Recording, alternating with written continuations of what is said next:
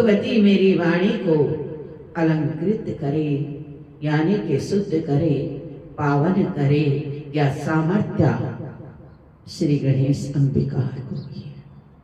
दूसरे शब्दों में श्री गणेश वाणी विनायक को ही इसका श्रेय जाता है। मां भगवती बद्रिका आश्रम में निवास करने वाले नारायण का स्वरूप। नारायणं नमस्कृत्यं नरं चैव नरोत्तमं देवी सरस्वती व्यासं ततो जयमुदीरयेत्। बद्रिका आश्रम में निवास प्रसिद्ध ऋषि श्री नारायण तथा नरों में श्रेष्ठ श्री नर और भगवती सरस्वती और महेश वेद व्यास जी को प्रणाम करने के पश्चात ही जय यानी कि इतिहास पुराण इत्यादि ग्रंथों का पाठ प्रवचन सत्संग करना चाहिए जो आराध्य हैं गुरु श्रेष्ठ। गुरुर ब्रह्मा गुरुर विष्णु गुरुर्देवो महेश्वरा गुरु साक्षात् परम ब्रह्म तस्मै श्री गुरुवे नमो नमः। तस्मै श्री गुरुभ्यो नमो नमः। उन गुरु के श्री चरणों में कोटि कोटि नमन और प्रणाम करती हूँ। ऋषि उवाचः सूतजीवाः समावारस्त्वां श्रायसिंहिनः कथा मनोहरं पुण्यं व्यासशिष्या महामते सर्वपापहरं पुण्यं विष्णु चरितम् अद्भुतम् अवतार कथोपेतामाश्यं विभर्तिक्ताः श्रुत्यां शिवस्य चरितं दिव्यं भस्म रुद्राक्षो योस्थितः शेतिहास्येः माहात्म्य श्रुतं तवा मुखाम्बुजातः अधूनां श्रोतुमिच्छामि पावनाता पावनं परं भुक्ति मुक्ति प्रदं निर्णायसेन सर्वशः। ऋषिगण बोले ऋषि उवाच ऋषिगण बोले हे सूत जी हे महामते हे व्यास शिष्या आप दीर्घजीवी हूँ। आप हम लोगों को नानाविध पुण्यदायिनी एवं मनोरहणी कथा सुनाते रहते हैं। भगवान विष्णु के सर्व पाप विनाशक परम पवित्र एवं उन अवतार कथाओं से संबंधित अद्भुत चरित्रों को हमने भक्ति पूर्वक सुना और इसी प्रकार हमने भगवान शिव के अलौकिक चरित्र तथा भस्म और रुद्राक्ष के ऐतिहासिक महात्म्य का श्रवण किया। आपके मुखारविंद से बहुत ही यह दुर्लभ कथा अमृतमयी कथा का हमने पान किया। अब हम लोग एक ऐसी पावन कथा सुनना चाहते हैं जो बिना प्रयास के ही मनुष्य को भोग मोक्ष प्रदान करने में पूर्ण रूप से सहायक हो।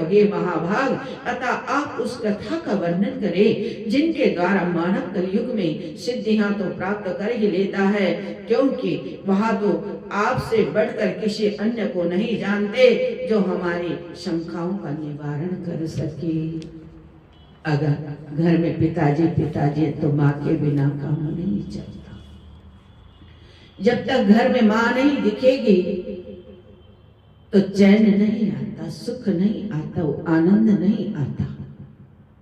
और जैसे माँ घर में दिखती है तो घर की पूर्णता, घर की संपूर्णता, घर का वैभव, मनो आनंद, मनो विनोद, चित्त और वृत्ति शांत हो जाती। ऐसे अब इसमें श्रीमद् देवी भागवत के महात्म्य के अंदर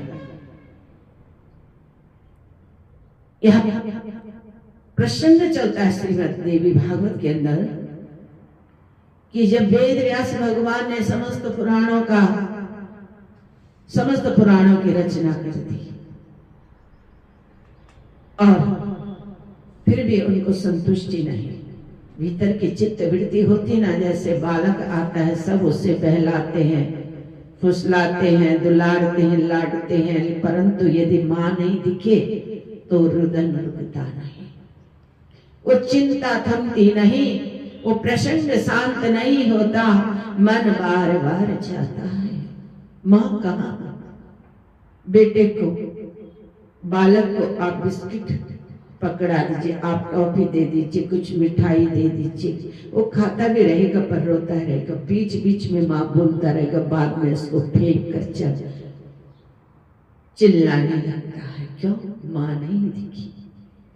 ऐसे कदाचित या जो घटना है ना, ये वेद व्यास भगवान जी के श्री उनके मन में भी ये घटित हो गई। सारे ग्रंथ लिख दिए, परंतु क्या चीज है ऐसी जो शांति दे दे? शांति नहीं मिली। ऐसे वेद व्यास भगवान जी सीधे वन को चल दिए और किसी चोटी पर बैठ गए। अब नारायण तो हर जगह ही होते, नारद मुनि नारायण का ही स्वरूप है। चलते चलते नारायण नारायण नारायण कहते कहते चलती दृष्टि पड़ गई। व्यास जी बड़े दुखी बैठे हैं, बड़ी चिंतातुर हो गए। संतों का, ऋषियों का, तपस्वियों का, माता पिता का, गुरुजनों का स्वभाव होता है प्रसन्नता का दान करना, तसल्ली का दान करना। अब इधर व्यास जी जो संपूर्ण जगत को आनंद का दान करते हैं, परमानंद का दान करते हैं, वेदों और उपनिषदों के स्वरूप में, ऋचाओं के स्वरूप में, इधर वही दुखी बैठे। नारद जी का माथा ठनका और चल दिए व्यास जी की ओर बढ़े। कहा, हे भगवान, हे प्रभु, आप ऐसे क्यों उदास बैठे हो? क्या बात हो गई? तो पहले तो वेद व्यास भगवान ने कुछ कहा नहीं, कुछ कहने की स्थिति में थे नहीं, पर नारद जी तो नारद जी थे, उन्होंने तो कुछ न कुछ बुलवाना था। बोले, प्रभु हमारे लिए कोई सेवा है, कोई सेवा करें। तो वेद व्यास भगवान ने हाथ जोड़े प्रणाम किया। बोले, नहीं नारद जी, ऐसी कोई बात नहीं। तो नारद जी बोले, कुछ चिंतित से लग रहे हैं आप, क्या बात? तो फिर वेद व्यास जी ने बड़ी गंभीरता से बताया। कहा, हे नारद जी, हे ऋषिवर, इतने सालों की तपस्या सब बेकार चली गई। इतने सारे ग्रंथ लिखे, इतने वेद लिखे, इतने पुराण लिखे, इतने वेदों का विस्तार किया, पर मन को शांति नहीं मिल रही। क्या बात है? आखिर कोई न कोई बात तो होगी। नारद जी बोले, बिल्कुल प्रभु होगी, कोई न कोई बात तो जरूर होगी। ये तो आप ही बता सकते हैं, क्योंकि यह युद्ध तो आपके भीतर चल रहा है। आखिर क्या बात है? तब वेद व्यास जी ने सहज स्वभाव में कहा कि हे नारद जी, सब कुछ किया है परंतु शांति नहीं मिली। नारद जी मुस्कुराए और कहा कि हे प्रभु, जिस प्रकार घर में सब कोई, और अगर माँ घर में नहीं तो घर सूना लगता है। हम सब जब जाते हैं, अपने अपने घर जाते हैं तो माँ को ढूंढते हैं, परंतु माँ के न मिलने से मन बड़ा उदास हो जाता। सब कुछ है घर में, खाना है, पीना है, सोना है, नहाना है, धुलना, जो चीज की जरूरत है वो सब है, पर माँ घर में नहीं है। तो व्यास जी ने कहा, बोले सीधे सीधे बताइए ना नारद जी, हे मुनिवर, सीधे से बताइए ना, ज्यादा एर फेर हमको आता नहीं। जो विद्वान लोग होते हैं ना, जिनको अपने इष्ट पर भरोसा है, जिनका मन अपने इष्ट पर लगा, वो ज्यादा एर फेर नहीं चाहते, वो किसी से कोई मतलब नहीं रखते, उनको मतलब भी होता नहीं, क्योंकि उनको तो मतलब ही एक से, वो है अपने हरि से, अपने कृष्ण से, अपने राधिका से उनको मतलब होता, अपनी भगवती से मतलब होता। दुनिया का क्या करना, दुनिया तो आ रही और जा रही है। तो बड़े भाव से वेद व्यास जी बोले, नारद जी कुछ उपाय तो बताइए। फिर नारद जी ने कहा, आप ऋषि के पास जाइए और श्रीमद् देवी भागवत महापुराण की रचना के लिए, यानी कि देवी को प्रसन्न करने के लिए आप कुछ तरीका निकालिए, कुछ तपस्या कीजिए, कुछ यज्ञ कीजिए। जब पुण्य अर्जित करने होते हैं तो यज्ञ करना पड़ता है, यानी कि पेट का भी भोजन भी एक यज्ञ है। यदि भोजन करना है तो पकाना तो पड़ेगा, कच्चा खाओगे तो अपच हो जाएगा। तो वेद व्यास भगवान जी मुस्कुराए, कहा, आपने बहुत अच्छी बात कही है और वही सब देने वाले माँ भगवती है। उनकी आराधना से उनके प्रसन्न होने के बाद ही, क्योंकि माताएं जितने सरल होती हैं उतनी रुष्ट भी बहुत जल्दी हो जाती। बड़ा रईस है श्रीमद् देवी भागवत के अंदर स्त्री प्रकृति का, कि स्त्रियों की प्रकृति कैसे। अब हम इसके सीधे साइंटिफिक रीजन पे आएंगे। इसका साइंटिफिक रीजन क्या है कि माताएं जितनी सरल होती हैं उतने रुष्ट भी बहुत जल्दी हो जाती है, और रुष्ट बहुत जल्दी रूठ जाती है तो मान भी बहुत जल्दी जाती है। ये माताओं का स्वभाव होता है। तो वेद व्यास भगवान जी के मन में कुछ आ गया और माँ भगवती का स्मरण करते हुए भगवती का आवाहन कर प्रारंभ कर दिया। और चूंकि भगवती शक्ति है, शिवा की शक्ति, विष्णु की शक्ति है, वो माया और मोहनी है। अभी हम हिंदी में कनकधारा स्तोत्र को उसका अध्ययन कर रहे थे, देख रहे थे। उसमें बड़ा सुंदर भाव, आत्मिक और परमात्मिक भाव उसमें, कि भगवान से यदि मांगना है तो किस प्रकार मांगना।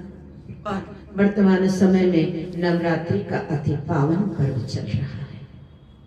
तो दासी क्या कहती है, अंग अंग से पुलकित होकर स्वर्ण प्रदान करो माता, मेरे शून्य सदन के अंदर फिर से सुख शांति भरो माता। हरि की सृष्टि हरि के मुख पर, हरि की सृष्टि हरि के मुख पर, मुग्ध हो मंडराती हो, तरु तमाल सिया वापा कर, शर्माती भरमाती हो। लीला लीलामयी दया की दृष्टि मुझको भी प्रदान करो, मेरे शून्य सदन में आकर फिर सुख शांति का वास करो। मेरे शून्य सदन में, मेरे शून्य सदन के अंदर फिर सुख शांति भरा करो। भगवती से ऐसी प्रार्थना करने वाले लोग, सरलता से, कोई जरूरी नहीं कि आपको संस्कृत चाहिए, आपको इंग्लिश अनन्य भाषाएं चाहिए। भाव की कोई भाषा नहीं, भाव की कोई भंगिमा नहीं होती। न जाने कौन किसको, अपने इष्ट को कैसे बुलाते, कैसे रिझाते हैं, कैसे उनकी शुद्ध जगाते हैं कि हे प्रभु, हे नारायण, आप हमारी शुद्ध को जाने। ऐसे भगवती को वेद व्यास भगवान जी तपस्या कर रहे हैं, प्रार्थना कर रहे हैं, नंदन कर रहे हैं, वंदन कर रहे हैं। माँ भगवती या गच्छा या तिष्ठा वरदो भवा। हे माँ भगवती, इधर आओ, हमारी भी सुनो, और यहाँ पर बैठो, अपने पुत्र के सामने, अपने पुत्री के समक्ष बैठकर वर दो भवा, और हमको वरदान दो। माया गच्छाया तिष्ठा वरदो भवा, माया गच्छाया तिष्ठा वरदो भवा। हे मेरी मैया, आओ और यहाँ पर बैठो और हमको वरदान दो। ये भारत भूमि बड़ी आनंद की भूमि, देव भूमि है। ये भारत भूमि की पराकाष्ठा, ये भारत की प्रकृति, ये भारत की संस्कृति, ये भारत की सृष्टि, जिस प्रकार से बड़े बड़े गांव में, बड़े बड़े शहरों में एक विशिष्ट मंदिर होता है ना, वैसे ही भारत में, इस जगत में भारत ऐसी भूमि है, ऐसी संस्कृति है, ऐसी प्रकृति है। भारत के लोग बड़े भाग्यशाली लोग हैं, जिन्होंने भूमि पर जन्म लिया है, जिन्होंने भारत की भूमि पर जन्म लिया है, वे लोग धन्य हैं। उन लोगों के न जाने पुनर्जन्म के कितने पुण्यों का सृजन हुआ है, फलित हुए हैं वो पुण्य, जिन्होंने भारत की भूमि पर जन्म लिया। ये भारत भूमि सबको मिलती नहीं है जनाब। ये भारत भूमि तो कर्म करने वालों को, मेहनत करने वालों को और पुण्य करने वालों को प्रदान होती है। अब ये भूमि अत्यंत प्रतिष्ठित भूमि है। इसको कोई सामान्य भूमि समझे तो संभवतः उसे कुछ पता नहीं है। ये भूमि जो है सदैव जो है, यस्तु भागवतं देव्यं पठितवक्ता शृणोति वा धर्मार्थं च कामं च मोक्षं च लभ्यते नरा। बालग्रह कृतं यच्चम्भूत प्रेते कृतं भयं, देवी भागवतस्या श्रवणादयाति दुर्तः। अरे यहाँ पुस्तक के अध्ययन मात्र से, एक श्लोक मात्र से, एक याद मात्र से, अब हमारे हिमालय क्षेत्रों में कहते हैं ना कि बाडुली, यानी कि याद आते हैं, हिचकी लगती है ना।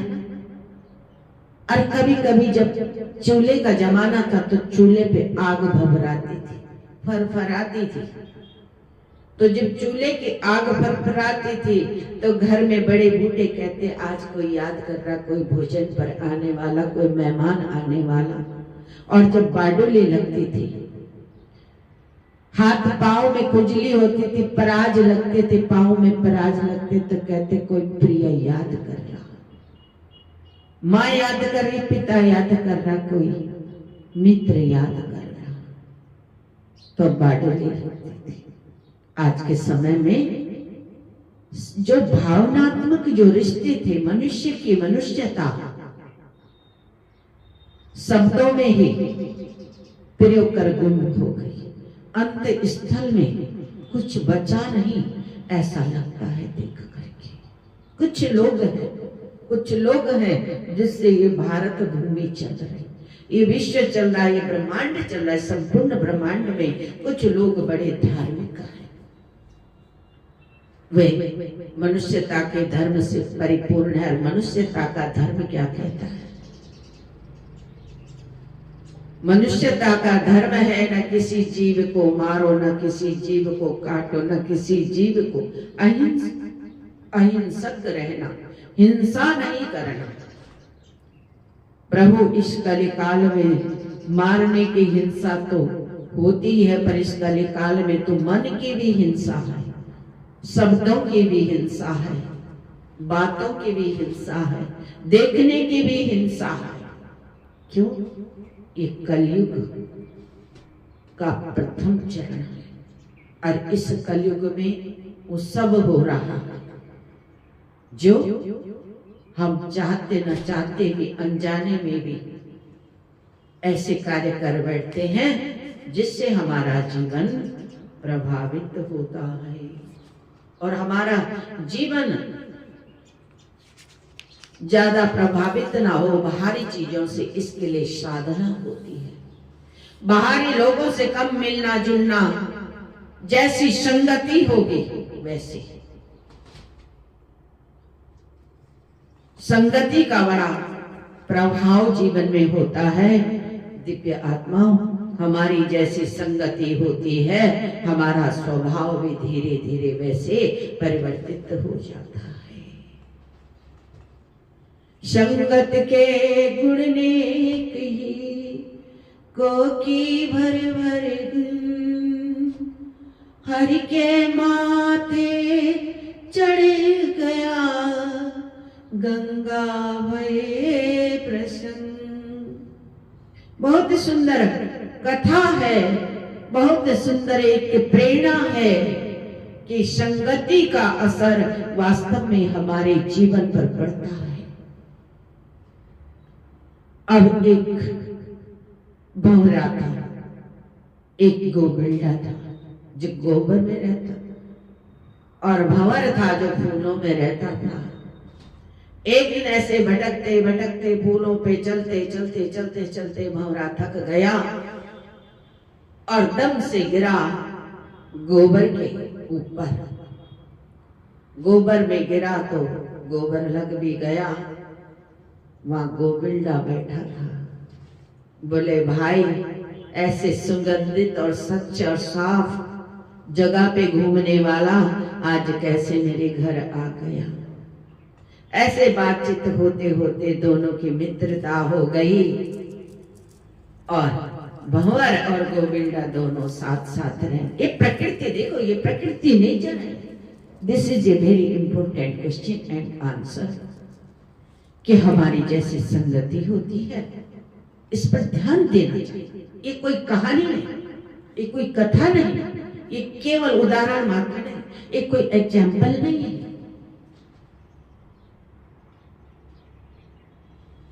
This is not only example. This is a very most important. ये महत्वपूर्ण है कि हम कैसे लोगों के बीच में रहते, किस समाज के बीच में रहते हैं। अगर चोरों के बीच में रहेंगे तो चोरी करेंगे, बुरे लोगों के बीच में, शराबियों के बीच में रहेंगे तो शराब पिएंगे, अध्ययन करने वाले लोगों के साथ रहेंगे तो अध्ययन करेंगे, मंदिर में रहने वालों के साथ रहेंगे तो पूजा करेंगे। जो जिसका इष्ट है, वो जो जिस संगति में रहता है वो वहीं का हो जाता है। ये कदाचित संकोच करने वाली बात नहीं। जो जैसा है बनना चाहता है, ये प्रकृति उसको वैसे बना देती। यदि हमको कुछ अद्भुतता बनना है, अद्भुत बनना, कुछ दिव्यता लानी है, कुछ हमको प्रकृति के साथ तालमेल बिठाना है, तो हम प्रकृति के साथ ज्यादा समय बिताएंगे बाहरी लोगों को छोड़ करके। बाहरी अपितु चाहे घर के हो, चाहे भीतर के हो, चाहे बाहर के हो, हम जब एकांत में रहते तो कुछ न कुछ प्रकृति से जरूर सीखते हैं। ये वातावरण में प्रकृति सबको उपलब्ध नहीं कराती।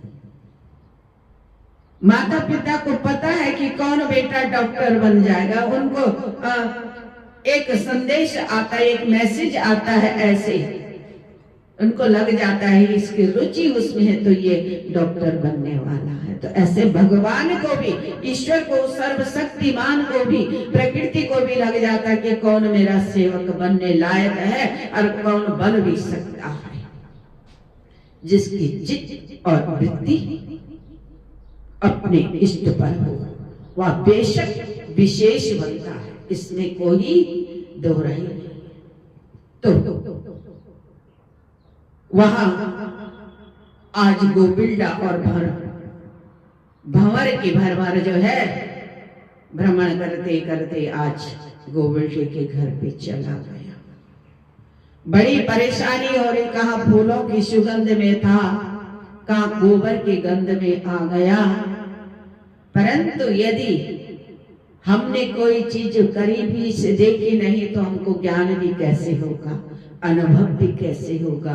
इसलिए प्रकृति जो करती है अच्छा करती है। प्रकृति कभी किसी का बुरा नहीं करती। बुरा तो केवल इंसान के दिमाग में आती है।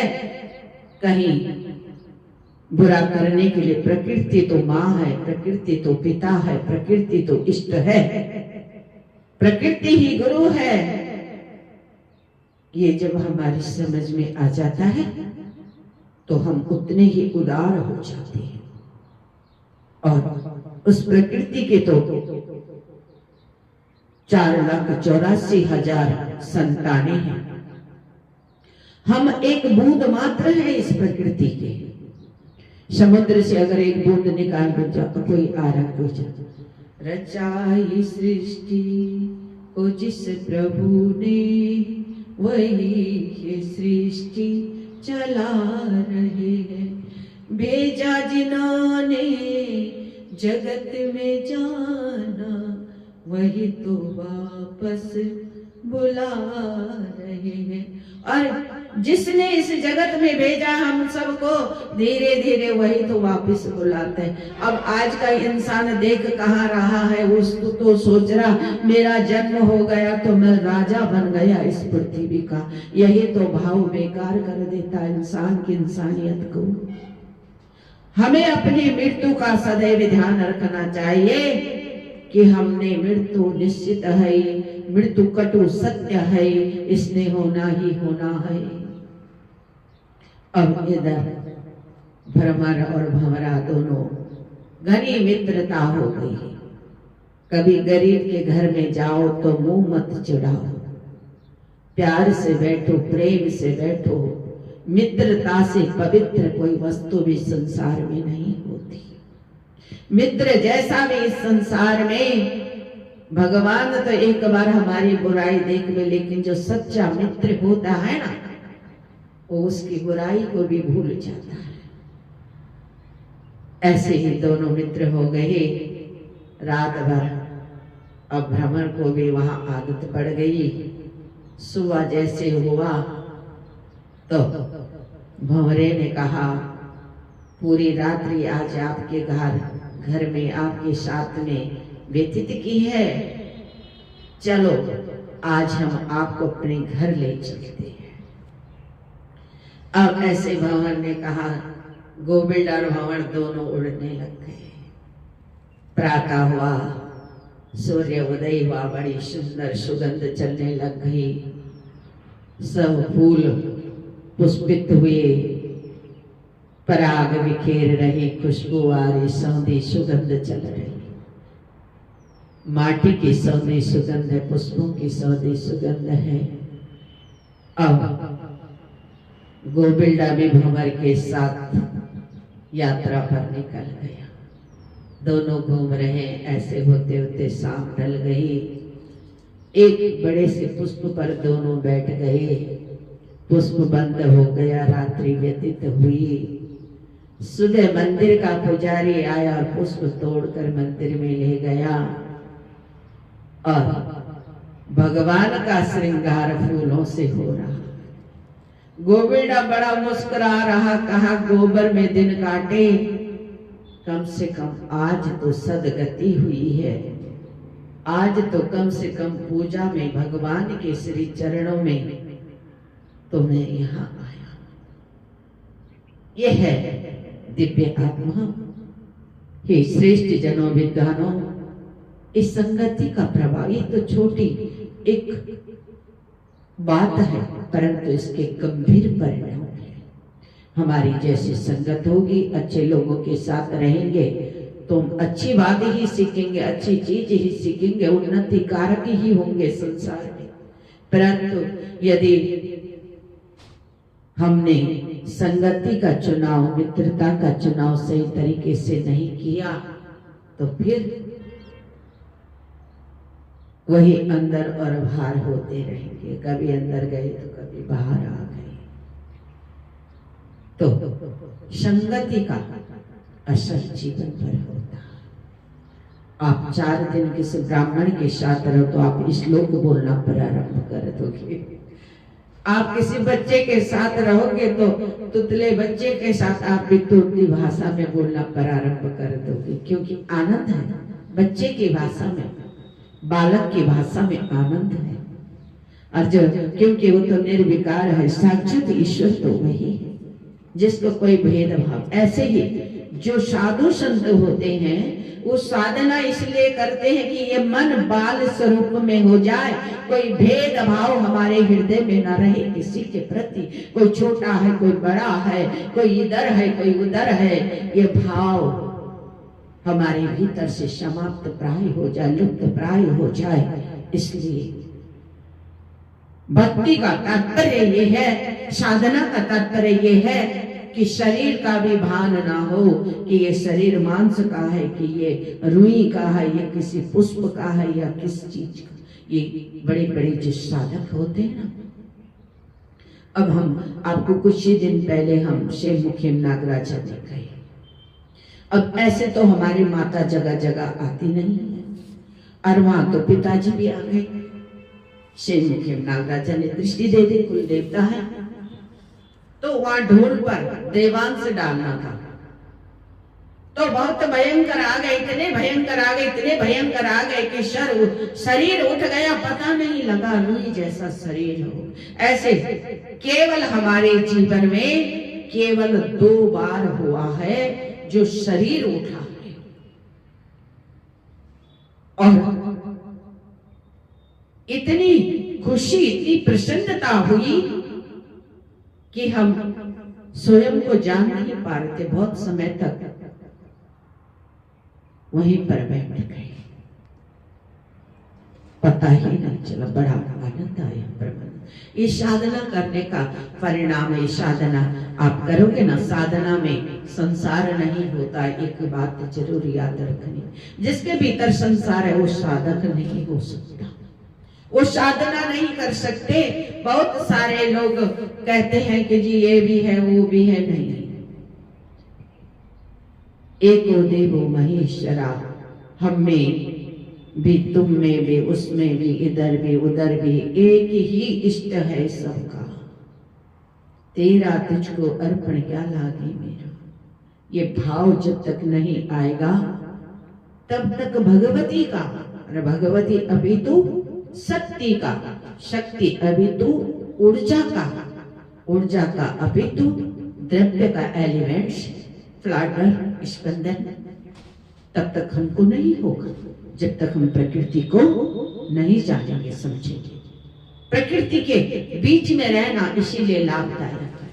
अब यूं तो आप कहोगे कि आप कहाँ जंगल जंगलों में रहते हैं, हम जंगल जंगलों में भी रहते हैं, गुफाओं में भी रहते हैं, कुटी में भी रहते हैं, लेकिन एकांत का यानी संसार रूपी जंगल को छोड़ करके इसे जंगल की भांति देखो दुनिया को कि ये जंगल है, तो आपके भीतर मंगल स्वतः ही आ जाएगा।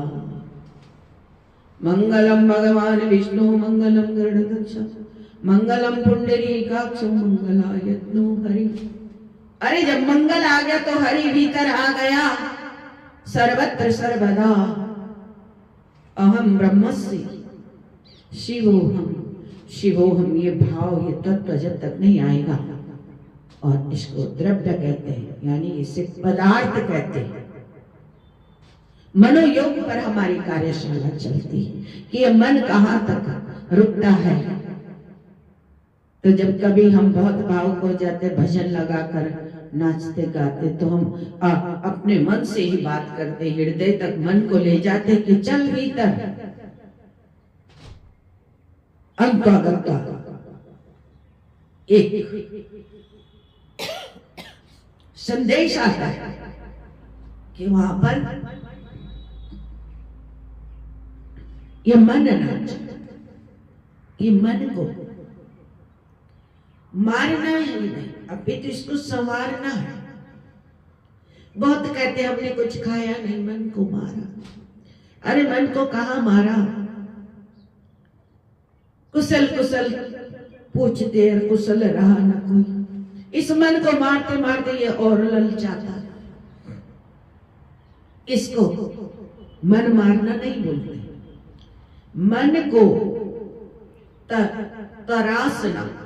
जैसे एक कलाकार एक मूर्ति को तराशता है, एक सादा पत्थर उसके नैन नक्श मूर्तिकार कलाकार ऐसे ठोस बनाता है,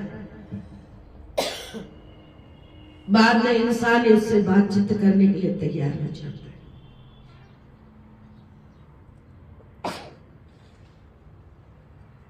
तो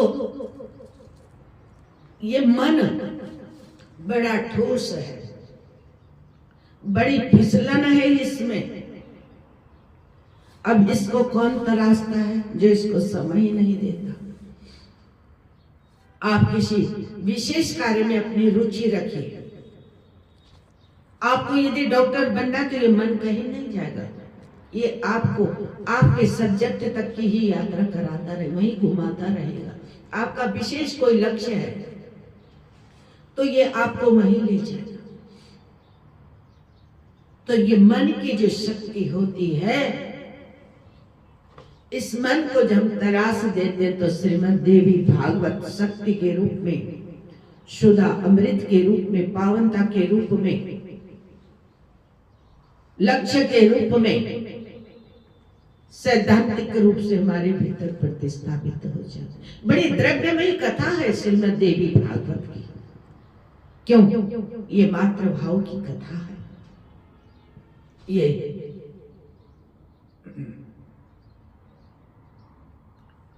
देवी भागवतम तत्र पुराणम भोग मोक्षदम स्वयं तु श्रवामाशम जन्मे जय भूपति। अरे ये तो आपको इस संसार का विजेता बना देता है। अब आप कहेंगे कि माता जी कैसे? बोले गुरु जी कैसे? आपको विजेता कैसे बना? अरे आपको, अपने आप को जिसने जीत लिया उसने संसार को जीत लिया। संपूर्ण संसार का द्रव्य तो अपने ही भीतर है, अपने ही शरीर में है। इसको हमने यदि संतुलित कर दिया तो संपूर्ण संसार का वैभव हर प्राणी के भीतर है, उसके शरीर के अनुपात के हिसाब से है, उसकी सोच के, उसकी योग के, उसके तप के, उसकी साधना के हिसाब से। मनुष्य यदि, अब हम भारत के लोग हमारे पूर्वजों की भांति हमको क्या सिखाती है कि आपको जो कुछ बनना है आप बन जाओगे। हमारे पूर्वजों ने तीनों लोकों की यात्रा की, ये प्रमाणित है। अब प्राचीन लोग में तो, प्राचीन काल में तो कुछ ऐसा था नहीं, कोई ऐसी कि कौन क्या है। वहां तो केवल मनुष्य था, मनुष्य एक किस्म थी। अब उस मनुष्य के दिमाग में जब फालतू बातें नहीं थी तो उन्होंने तीनों लोकों की यात्रा की है। अब हनुमान जी हैं, उड़ते हैं, तो कोई इस युग के थोड़े ना है। स्वयं शंभु के अवतार हैं हनुमान जी, और 7 लोग जीवित हैं, सप्त जीवित। अब ये 7 लोग जो जीवित हैं ये आज के थोड़े ना है। इन्होंने ऐसी साधना, ऐसी प्रकृति में रहकर, इनका जो रहन सहन है, इनका जो खान पान है, बहुत सारे लोग आपने भारत के भीतर भी सुना होगा कि एक कोई योगी ऐसे भी हुए जो हवा से, अभी तक भी संभवतः है, हवा से ही द्रव्यों को लेते हैं।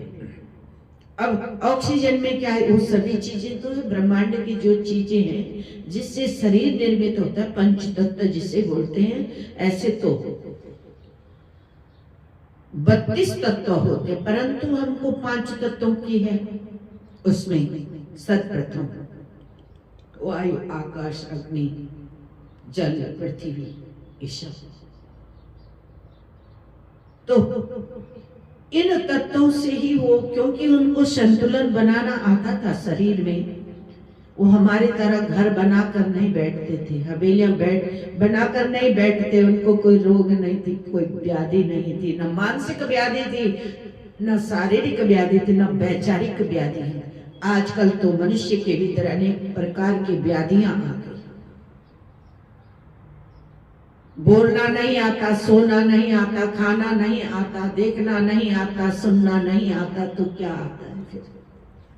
कुछ भी तो नहीं। इसीलिए तो हम लोग पशु तुल्य हो गए। पशुओं की हत्या करना, मनुष्यों की हत्या करना, मानसिक हत्या है, मानसिक हिंसा है। इस सब इस कलिकाल में मनुष्यों के भीतर आ गए, जो कभी जानवरों के भीतर हुआ करती थी। उनके अंदर धीरे धीरे संवेदना बढ़ रही है और हमारी संवेदना खो रही है। हम मनुष्य को नहीं पहचान पा रहा है। क्यों? सबका वातावरण, सबका रहन सहन, सबका खान पान विकृत स्वरूप में हो गया और इंसान कहता है कि हमने उन्नति कर दी। अरे उन्नति तो उन्होंने की थी जो तीनों लोगों बिना यान के घूमते थे।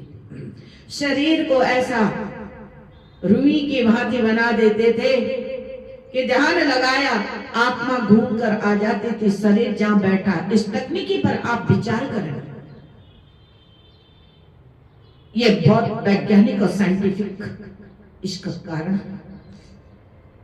और ये हमने तब महसूस किया जब हम से मुखे नागराजा के ढोल के साथ में थे और लोग कहते कि देवता नाचते, ये सब दिखाओ, ये ऐसा कुछ नहीं है, छोटा हल्का फुल्का किसी को ऐसे आता को। लेकिन जो साधक होते उनको अंत स्थल से, भीतर से ये आत्मा का ही तांडव, ये मानसिक योग का तांडव है, नृत्य है जो सृष्टि के भीतर जाती और आती है। बड़े बड़े योगी हम कह रहे थे ना कि हमारे जो पूर्वज थे, मनुष्यों के जो पूर्वज हुए वो बड़े यौगिक हुए, क्योंकि हजारों करोड़ों लाखों वर्षों की उनकी आयु हुआ करती थी। अब इधर जो हम वेद व्यास भगवान जी की चर्चा कर रहे थे कि कई हजारों वर्षों तक उन्होंने जो है यज्ञ वहां पर तप किया, भगवती का आवाहन किया। माया गच्छाय तिष्ठा प्रसन्न भव, प्रसन्न भव, प्रसन्न भव। प्रकृति का जब हम आवाहन करते हैं, आवायामि या गच्छाय तिष्ठा, आवायामि स्थाप्यामि ध्यायामि पूजयामि, प्रसन्न भव, प्रसन्न भव, वरदो भव, वरदो भव। हे मां भगवती, यहाँ आओ, बैठो, प्रतिष्ठित हो जाओ, आनंद में रहो, प्रसन्न हो जाओ। और जब प्रसन्न होती है माता, माता पिता से जब कुछ मांगना है ना, तो जब वो प्रसन्न हो जाए, वो खुश रहे, तब अपनी डिमांड रखो। ऐसे नहीं कि क्रोध में तब बोले तो और मार पड़ेगी और पिटोगे और पिटोगे। तो माता पिता को कहो हमको ये चाहिए था, क्या संभव है? वो भी जिद करके अनुमोदन बोलने का तरीका। तो माता पिता बेटा आज नहीं कल कर लेंगे, फिर हो तो जाएगा ना।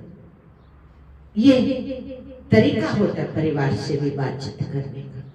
कुछ लोग बड़ी प्रसन्नता से सारे काम करा देते, क्यों? एक कला होती है, एक शैली होती है, अपनी बात को मनवाने का भी, अपनी बात को सुनवाने का भी, अपनी बात को रखने का।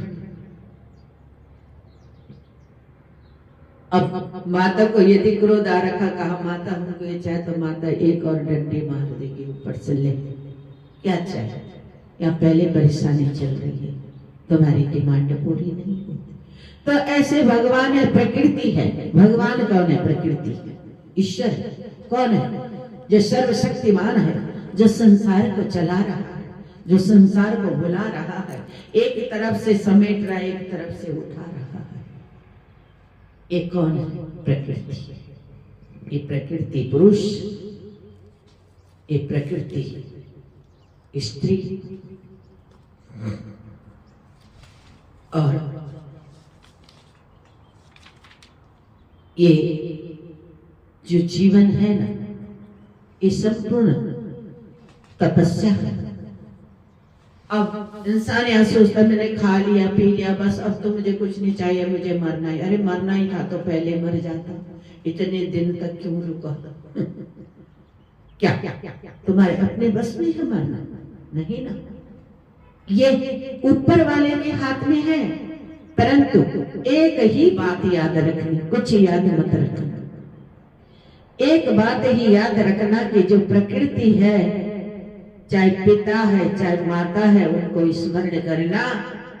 आपने इस जग में हमको भेजा है और हमें अच्छे कार्य के लिए भेजा है, पुण्य अर्जित करने के लिए भेजा है, धर्म अर्जित करने के लिए भेजा है। इसीलिए मैं सब पर दया करूंगा, मैं सबका सम्मान करूंगा, सबको अपने सम्मान ही मानूंगा, सबको एक दृष्टि से देखूंगा जैसे सृष्टि देखती है, जैसे प्रकृति पिता आप देखते हो ना जगत को, एक दृष्टि से देखते। अगर वर्षा होती तो सबके लिए होती है, हवा चलती है तो सबके लिए चलती है। ऐसे अगर बनना है तो प्रकृति की तरह बनो। सीखना है, गुरु बनाना है तो प्रकृति को गुरु बनाओ। किसी ऐरो गैरो नत्थु खैरे को गुरु बनाने की आवश्यकता नहीं पड़ेगी। क्या अपनी प्रकृति को इस धरती की प्रकृति से मिला दो, परमात्मा रूपी प्रकृति से मिला दो, तो आप मनुष्यता का भाव समझ पाएंगे कि मनुष्य क्या है। बड़ी उत्तम कृति है दिव्य आत्मा मनुष्य कोई ऐसा प्राणी नहीं है कि जो कुछ भी कर ले, कुछ भी खा ले। नहीं, this is a very important life style. हम लोगों की एक जीवन शैली है मनुष्य की, और वो सर्वत्र है, सबके लिए है। अरे पशु भी है, उसका भी समय है खाने सोने का, तो हम तो मनुष्य हैं। इतनी सुंदर कृति भगवान ने हमारी बनाई है, उस प्रकृति ने हमारी रचना कितनी सुंदर की। 2 पांव चलने के लिए दिए, 2 हाथ कर्म करने के लिए दिए, 2 आंखें देखने के लिए दी, 1 मुख बोलने के लिए, ये वाणी दी, विवेक दिया, मन दिया, हृदय दिया, क्या नहीं दिया उसने। परंतु क्या हमने उसका सदुपयोग? रोज अपने जो जिसका इष्ट है उसका भजन करो, उसका सुमिरन करो, तो जीवन आनंददायी हो जाए। दूसरों के कहने पे कभी मत आओ, अपने विवेक को जगाओ। अपना विवेक कब जागेगा? जब आप मनुष्यता में रहेंगे। जब तक मनुष्यता का हरण होता रहेगा, ये चीर हरण दुशासन ने नहीं, ये चीर हरण द्रौपदी का नहीं, ये मन का चीर हरण है, ये बुद्धि का चीर हरण है, ये विवेक का चीर हरण है, ये मनुष्यता का चीर हरण है। दिव्य आत्माओं, यदि आप अपने आप को मनुष्य ताकि सीढ़ी पर खड़े नहीं उतार सकते, तो समझ लेना आपका भी चीर हरण हो गया। मनुष्यता को खोना ही चीर हरण है। मनुष्यता का विवेक खोना ही मनुष्य का खो जाना है। बुद्धि का विनष्ट हो जाना ही संपूर्णता का वैभव चला जाना है। जब बुद्धि खराब होती तो इंसान को मार्ग पे चलता है। वो सोचता है, जितने बुरे कर्म करता है वो सोचता है कि मैं इतना महान हूं, परंतु महान तो वो है, सही अर्थों में मनुष्य तो वो है जिसने बुराई का परित्याग कर दिया, जिसने अच्छाई को ग्रहण कर दिया, वो कभी किसी का बुरा कर नहीं सकता। ये हम गारंटी के साथ कह सकते हैं। सरस्वती त्रियुगी नारायण देवभूमि उत्तराखंड भारत के मंच से कहते हैं, विश्व बंधुता की भावना से कहते हैं कि जिसने खुद को बदल दिया उसने दुनिया को बदल दिया, जिसने खुद को मना लिया उसने दुनिया को मना लिया, जिसने मन को जीत लिया उसने सब कुछ जीत लिया। तब उसके पास हारने के लिए कुछ मिलता है। ये मन ही तो है, इसको जीत लो। मन के हारे हार है और मन की जीते जी। या मन से ही तो वेद व्यास भगवान जी चिंतित हो गए, कह रहे, सोच रहे अब क्या करूं, इतना सब कुछ तो किया, इतना अध्ययन किया। अब डॉक्टर ने डॉक्टरी सब कुछ सीखा, अब उसे कोई सर्जन है, उसे सर्जरी करने नहीं आते तो सब बेकार। ऐसे ही मनुष्य है, मनुष्य होकर अगर अच्छी बात जीवन में नहीं आई तो सब बेकार। कुछ तो पल्ले पड़े, कुछ तो आए, कुछ तो विश्वास रखो अपने आप को। जो सब में है वो आप में भी है, जो अच्छाई दुनिया में है वो सब आपकी तो है, आपके लिए ही है, आपसे ही तो है, ये मानकर चलना चाहिए। तो आपको स्वतः ही ऐसी बुद्धि, ऐसा भाव मिल जाएगा। अपुत्रो लभ्यते पुत्रम दरिद्रो धनवान भवेत्, रोगी रोगता प्रमुच्यते श्रुत्वां भागवतामृतम्। वन्द्याये काकवन्द्याये वामृतवत्सः छायांगणाः, देवी भागवतं श्रुत्वा लभ्यते पुत्रं चिरायुषम्। पूजिते यद्ग्रह नित्यं श्री भागवत पुस्तकं, तद्ग्रहं तीर्थभूतं हि वस्तां पापनाशनम्। अष्टम्या च चतुर्दश्यां नवमां भक्ति संयुतं, या पठे शृणुयात् वापि च सिद्ध्यते लभ्यते परम्। भागवत का बहुत बड़ा श्रीमद् देवी भागवत का महात्म्य है जीवन में। अगर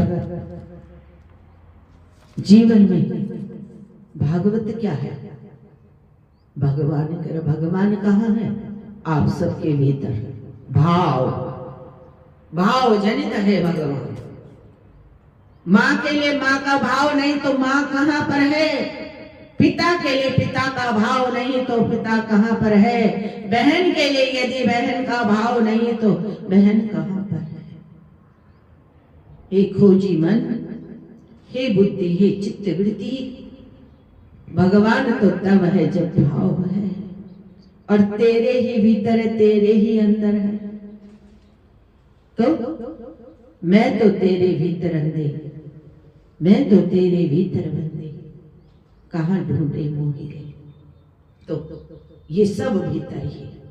अब जब ऐसे भावना कोई रखता है तब सब कुछ जीवन में बाल ग्रह कृतम यज्जा भूत प्रेत कृतम अयम देवी भागवताश शृण्वादायाति दुर्तः।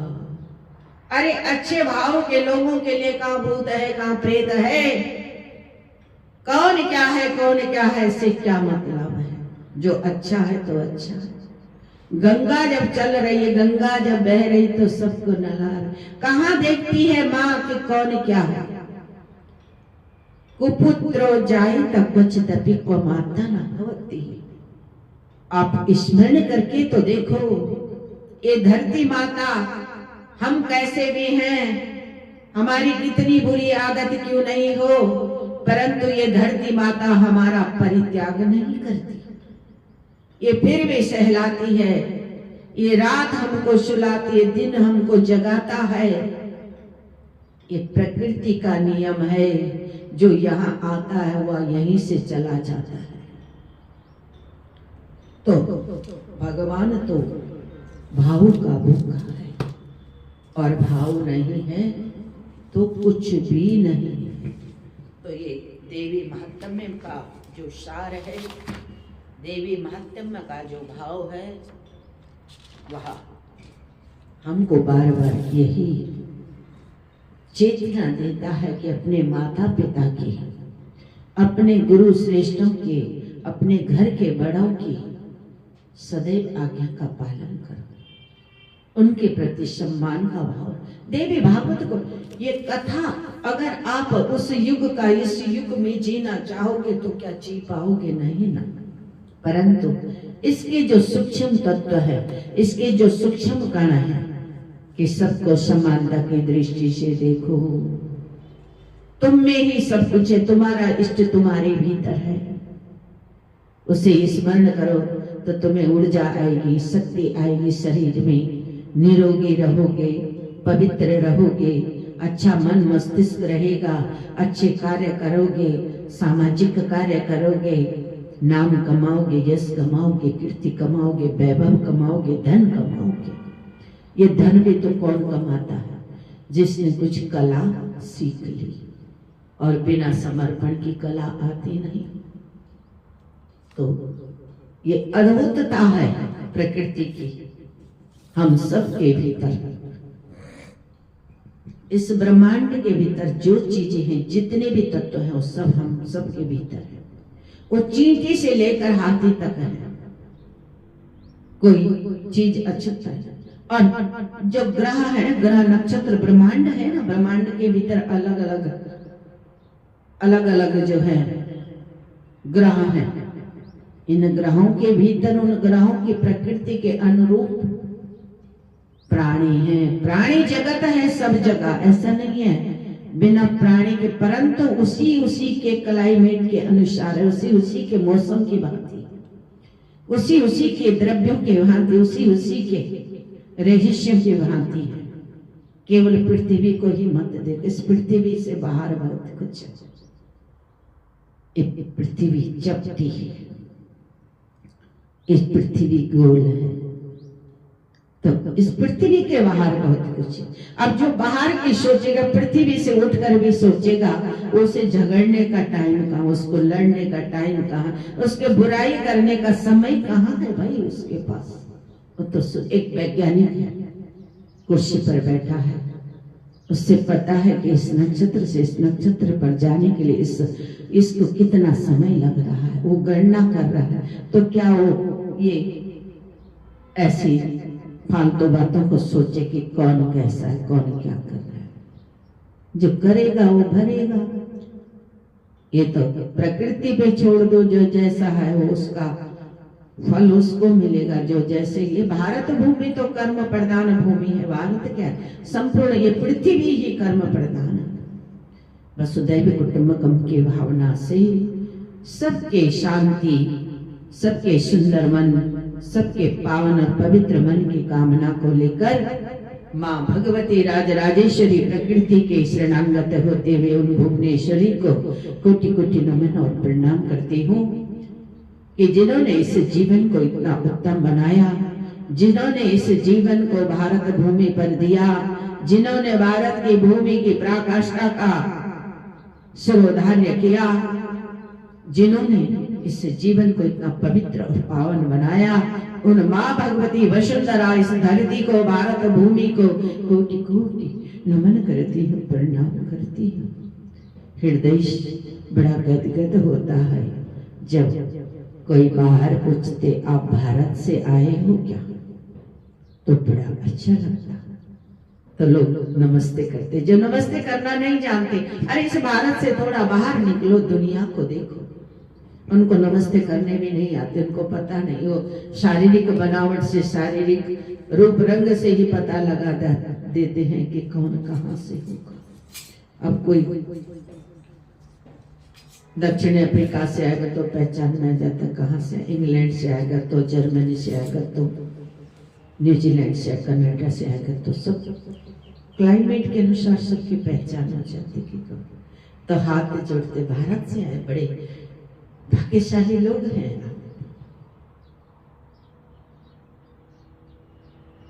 India. You India? Yes. God bless you. कुछ कुछ तो चरण भी छू लेते हैं। अभी कुछ दिन पहले घर पे आए थे इंग्लैंड से, तो सीधे पांव छू रहे हैं। क्यों? भारत की संस्कृति से, भारत की परंपरा से लोग प्रभावित है। ये संसार ये वसुधैव कुटुंबकम है ना। आज के तकनीकी युग ने समस्त वसुधैव कुटुंबकम एक को एक परिवार बना दिया है, एक सूत्र में बांध दिया है। ये बहुत बड़ी उपलब्धि है विज्ञान की। और बाकी तो भारत के लोगों ने तो पूर्व जमाने में पूर्व प्राचीन काल में ही मन की शक्ति से, मन के योग से वे तीनों लोगों के, यानी कि आकाश में, पृथ्वी में और धरती के नीचे यानी कि पाताल लोक में, तीनों लोगों की यात्राएं की। आप जब रामायण पढ़ेंगे, रामचरितमानस पढ़ेंगे, तो राम लक्ष्मण को जब वो पाताल लोक ले जाते हैं तो ऐसे बहुत सारे खाने लोग ऐसे हंसी में लेते, सोचते हैं ऐसे मनगढ़ंत नहीं, क्योंकि हम संकीर्ण हो गए, हमारी सोच छोटी हो गई, हमारा दिमाग उतना जाता नहीं, दौड़ नहीं पाता, क्योंकि हम इस कलिकाल में छोटी छोटी चीजों में, छोटी छोटी बातों में उलझ गए। इसलिए संभवतः हम जो है, जो हमारा मूल कारण था मनुष्य होने का, वो सब हम पथ भ्रष्ट हो गए, भ्रमित हो गए। इसलिए हमको पता नहीं हमको क्या करने आए, क्या लेके जा रहे हैं। पुनरपि जन्मम पुनरपि मरणम, आ रहे और जा रहे, आ रहे और जा रहे, यहीं तक सीमित हो। तो भगवती के श्री चरणों में कोटि कोटि नमन करते हुए श्रीमद् देवी भागवत का महात्म्य हमने बड़े सूक्ष्म तरीके से आपके समक्ष रखा और स्वयं इसकी जानकारी ली, तो ये बड़ा आनंद का उद्भव और विकास हमारे चित्तवृत्ति में हो। माँ भगवती से प्रार्थना करते हूँ, राजराजेश्वरी से, उन माँ भगवती अनन्य स्वरूपों में 10 माँ विद्याओं को यह भाव समर्पित कि वे सदैव हमारे चित्तवृत्ति में आनंद के रूप में, परमानंद के रूप में सदैव प्रतिस्थापित रहें और हमारे सारे सचेतन अवस्था में उनके दर्शन अवश्य माँ भगवती का ध्यान करते हैं। जय श्री, जय हनुमान। ओम पार्वती पते नमः। हर हर महादेव, हर हर गंगे। ओम नमः शिवाय, ओम नमः शिवाय। ओम ऐं क्लीं क्लीं चामुंडाय विच्चे, ओम ग्लूं हूं क्लीं जुप्सा, जालय जालय जल जल प्रजल प्रजल, ऐं ह्रीं क्लीं चामुंडाय विच्चे, जल हम सम लं चम पट पट पट पट स्वाहा।